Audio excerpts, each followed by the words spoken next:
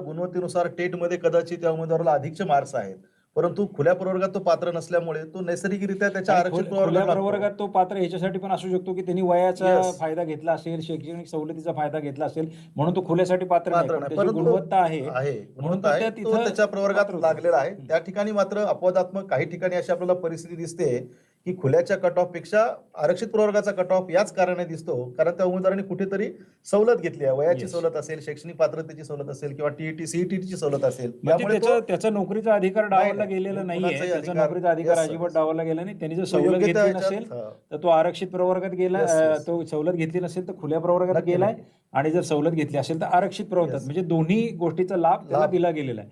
तिसरा मुद्दा काही बाबतीत असा येताना दिसतो की प्रेफरन्स देताना काही मंडळींनी कमी प्रेफरन्स दिले. मग ते आता म्हणतात आमची निवड नाही झाली. तर आता प्रेफरन्स देताना असं काही बंधन होतं का की बाबा आपण कमी प्रेफरन्स